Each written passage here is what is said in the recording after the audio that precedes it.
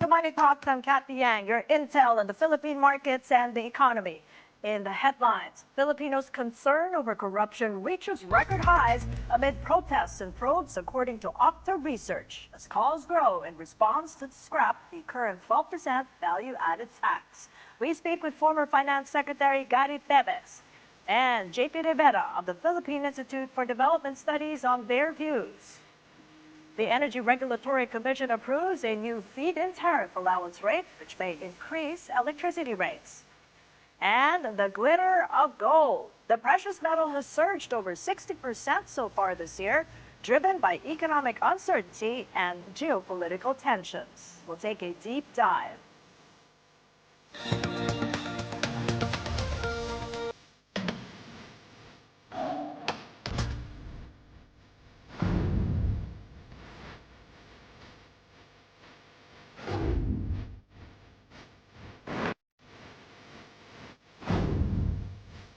The courts can now detain suspects in flood control cases at a new jail opened in Quezon City. DILG Secretary John Vic Remulla personally inspected Monday the dormitory-type facility, which can house up to 200 detainees. The DILG and BJMP chose the location in Payatas because of its proximity to Sandigan Bayan, where graft-related cases are heard.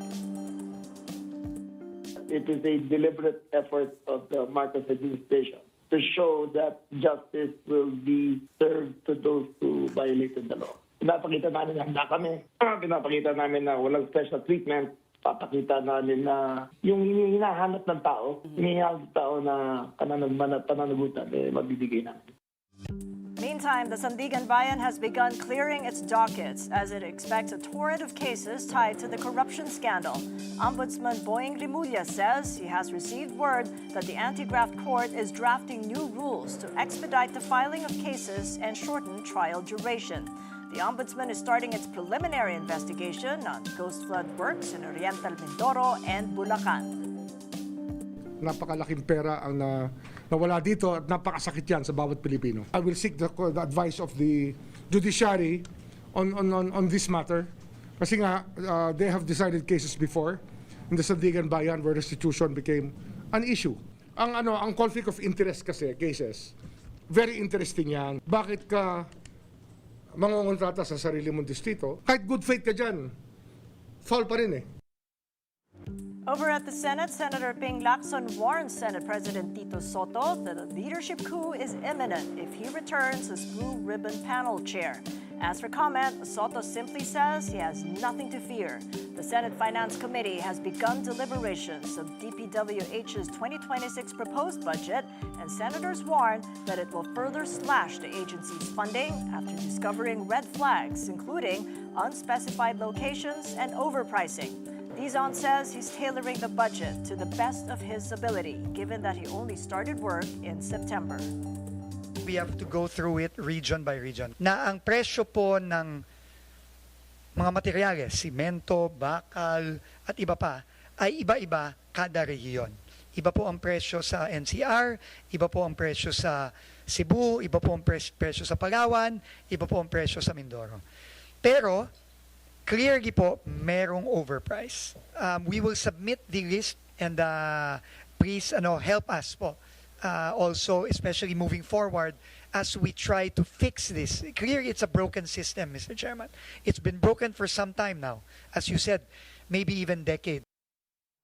Government corruption has emerged as the second most urgent issue Filipinos want the government to address, according to the latest Okta research survey.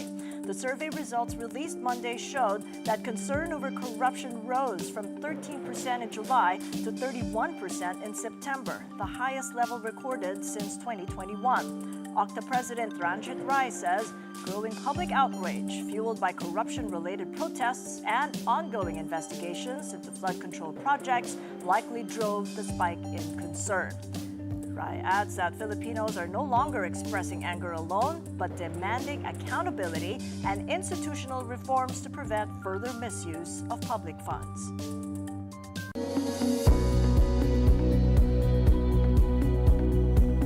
Our first guest played a significant role as finance secretary during the Arroyo administration, when the current 12% value-added tax became law. He pushed for fiscal reforms when he was appointed in July 2005, following the mass resignation of the economic team.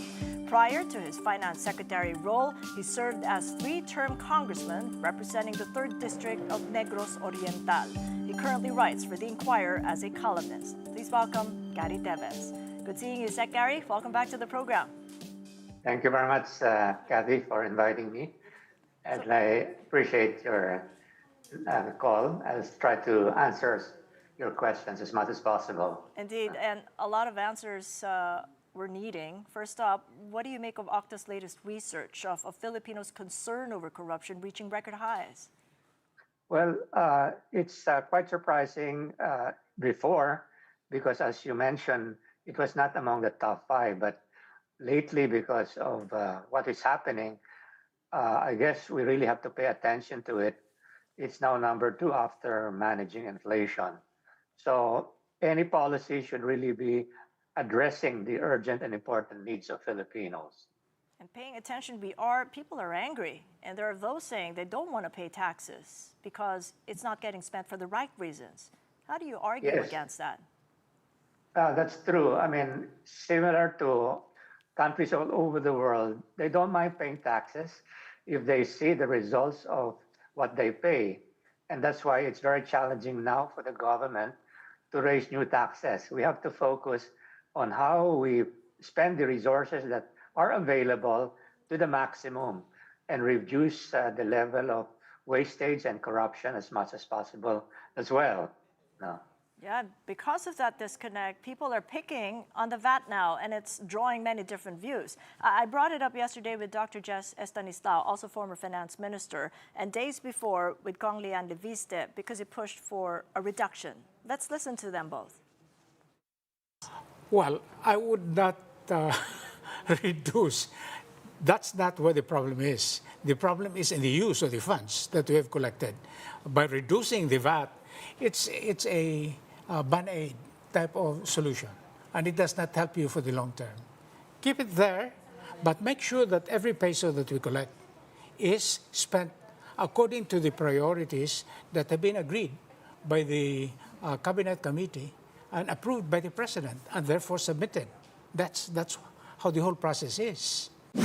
Is that we should lower spending to support a lower VAT without increasing the deficit.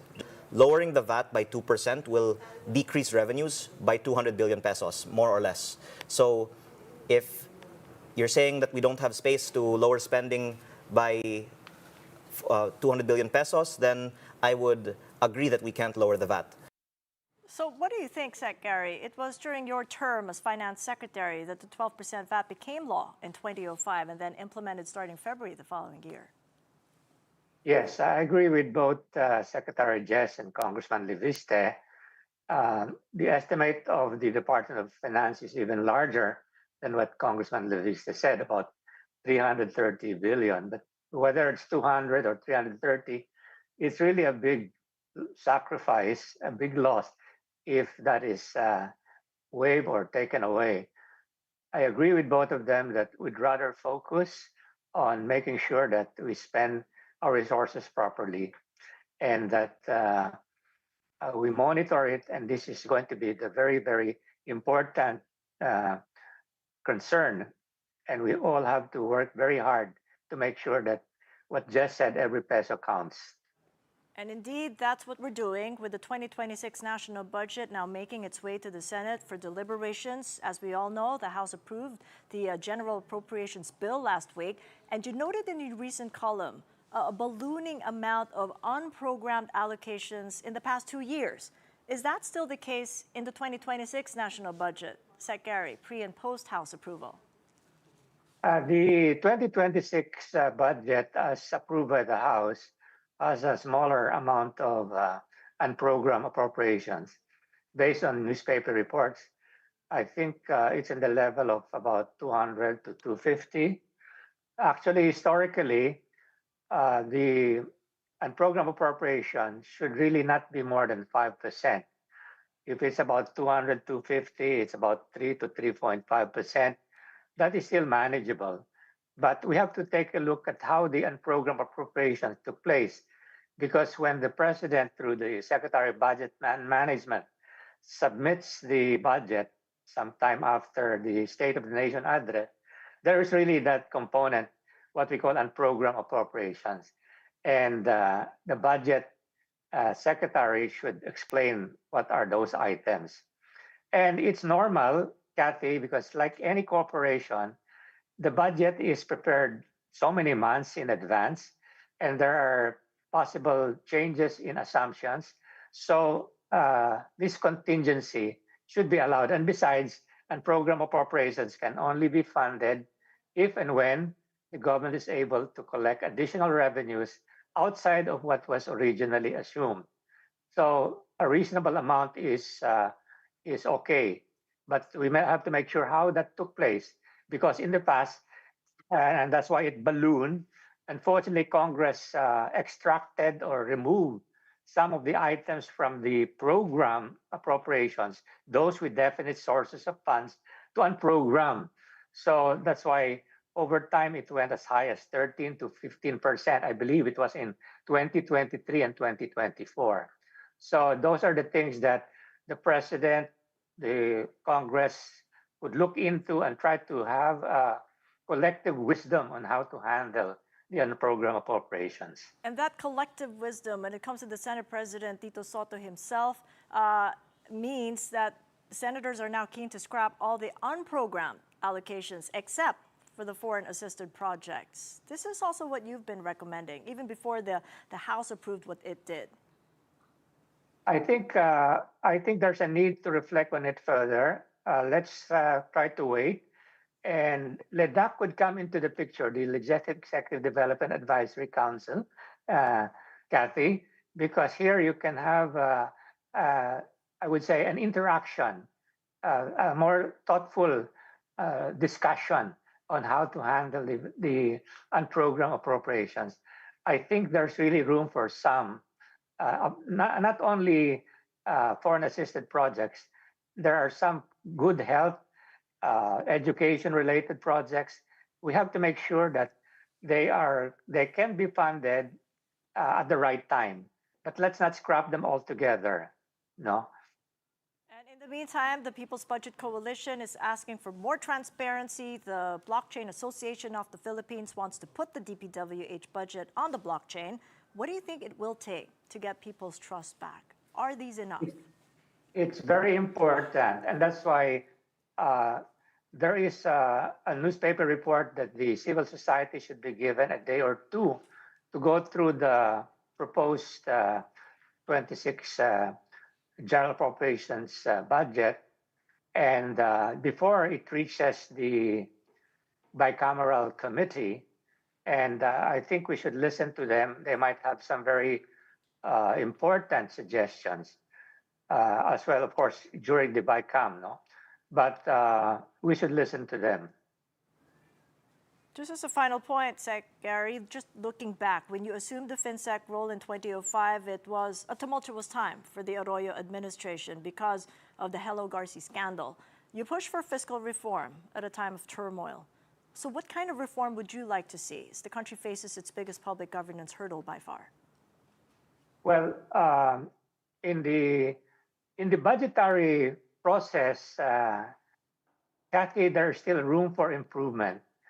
Before, I thought that the insertion would take place only during the congressional discussion of the budget, but now it's all the way from the preparation.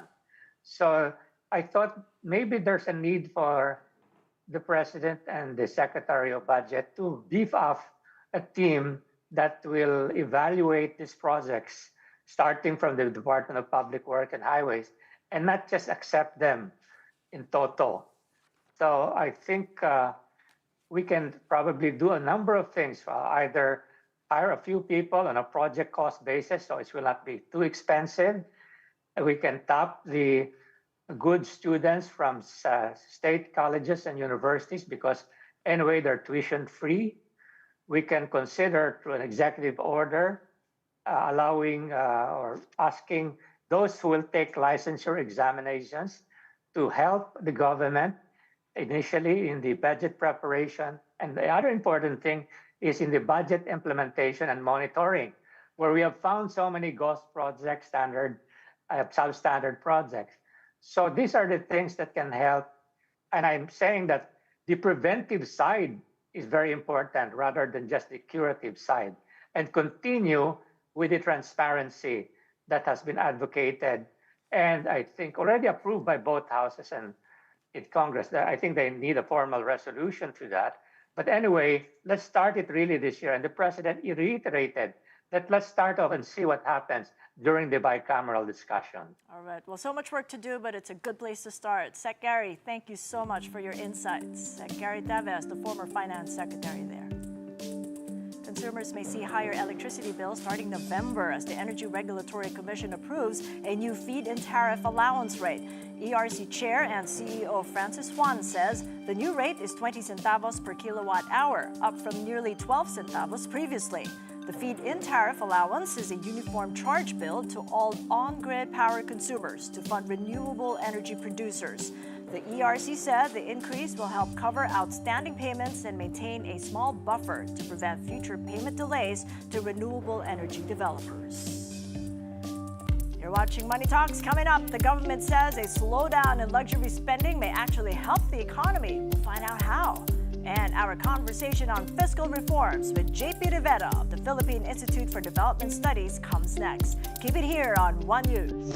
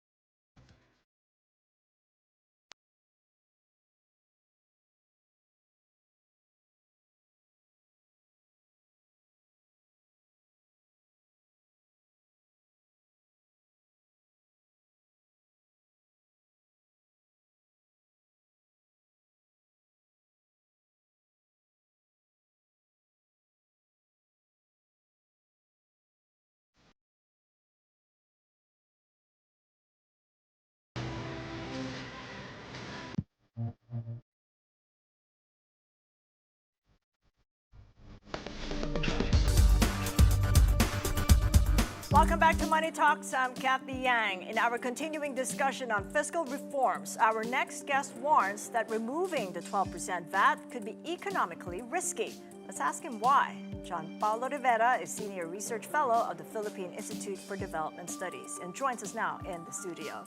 Good seeing you again, JP. Hi, good morning, back Cathy, to and the to all the program. viewers. Yeah, so what do you make of what Sec Gary said there? I mean, what comes off to me is that he's asking everybody to just take a pause. Well, I agree with Secretary Gary, but from my end, I would like to emphasize as well that I think this is more of a spending problem rather than a tax problem. Because the value-added tax is really the most stable, broad-based source of revenue of the government. And if we're going to look back at history when the VAT was increased from 10% to 12%, it actually gave the government some degree of liquidity, allowing the government during that time to address the chronic budget deficit happening during that time. I'm not saying that we were able to eliminate the budget deficit, but it turned into a more manageable level. But is it an efficient revenue source? The VAT That's been 20 years on. The VAT taxing remains us. to be an efficient revenue source of the government because number one, it's very easy to collect, and number two, it is broad-based that everyone is actually subjected to it, and it's very difficult to evade the VAT. And because of that, government is assured of some degree of source of revenue that it can actually use for public spending, for social protection, education, and health. But again, that's why I'm seeing that this is more of a spending problem rather than a tax collection problem. Do we have data on that? You just mentioned public infrastructure, spending, going to social services. Where have our VAT collections gone? Well, the thing about VAT is that it is lumped into the national government revenue, and it is up to the general appropriations to have it disbursed to different programs, activities, and projects by the government. And unlike a particular tax, like let's say travel tax, no? The one that we pay when we leave the Philippines, it is actually accounted that a proportion of this travel tax actually goes to higher education. But for VAT, it's really not the case because it is just lumped into this treasury. But we can see that the revenues that the government is actually receiving is expected to be spent on services that would alleviate the poverty. No? That's the thing, is expected. And a lot of people right now are struggling with trust. How then does the VAT stand in an era where trust is lacking? Actually, I would understand the calls for the reduction or even the abolishment of the VAT because it is one of the taxes that is actually applied to everyone, and everyone is actually affected by these corruption issues, ghost projects. Imagine lives are at cost because of the faulty, substandard infrastructure, and the only way that the public has control is this VAT. And the calls to abolish it is perfectly understandable. It is bold, but it is actually economically risky because it actually removes that fiscal buffer, that liquidity buffer that the Philippines currently has in preparation if ever, no? Another crisis may happen. Yeah, make us understand when you say fiscal buffer, economic buffer to an angry Filipino. How do you make them understand? We're dealing with emotions here, so raw. Yeah, that's quite challenging. No? I mean, talking about something that's so objective with emotion. But consider a household wherein we have a lot of money, a lot of income being generated, and we do not know what's happening outside with the Trump tariffs, geopolitical instability outside. And if a country has no liquidity buffer, then if an impending crisis can happen, what will we use?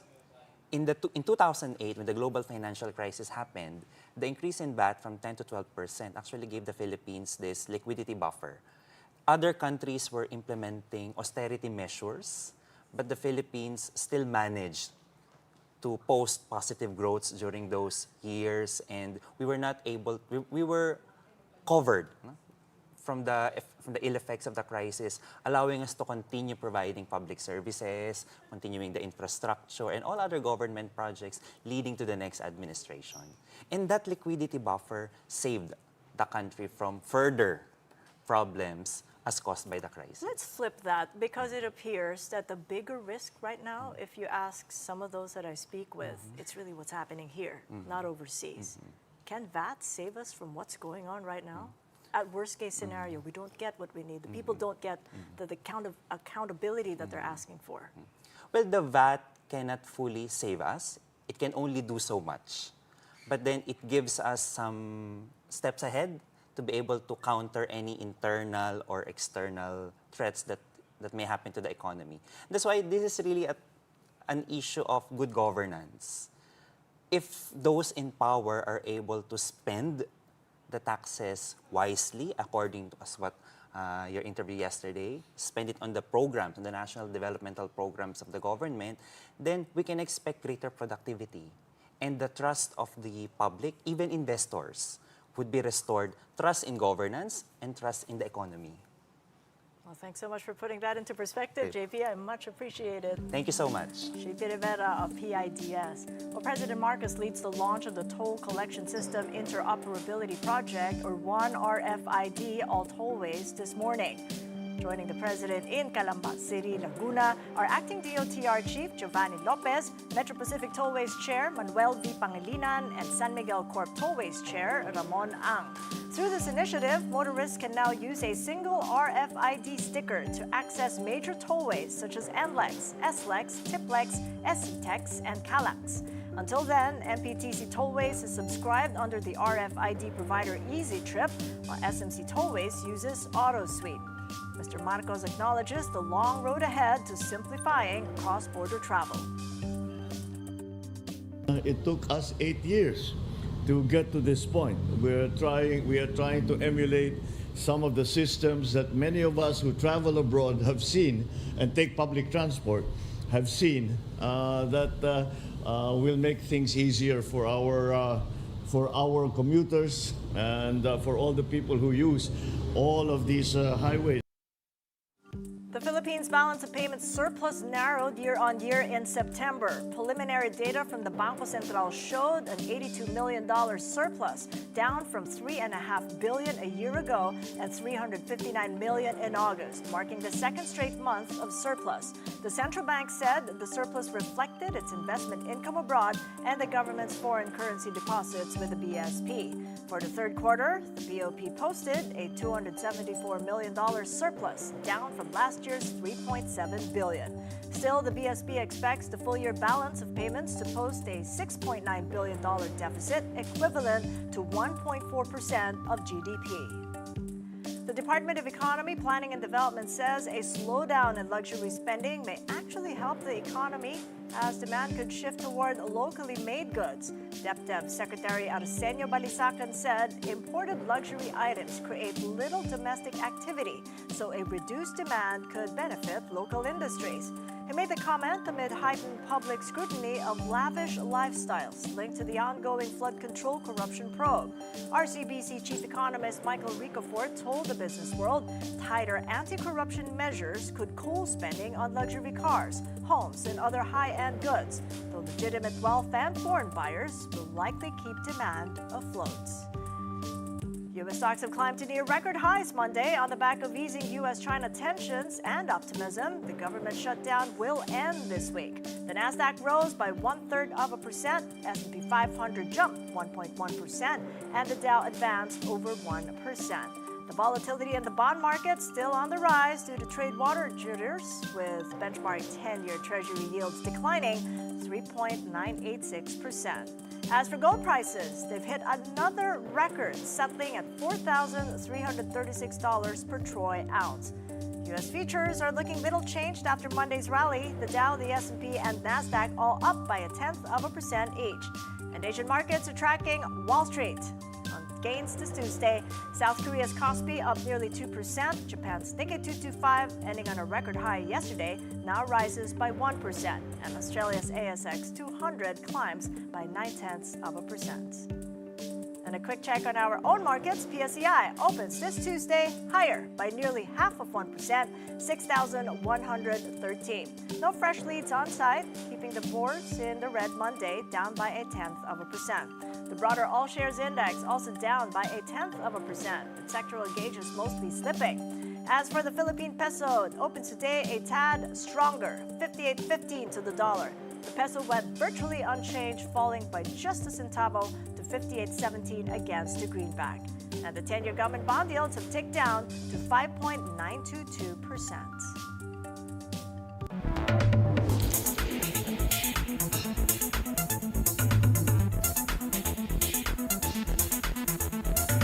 And the Haven bid is alive. So how has gold done this year?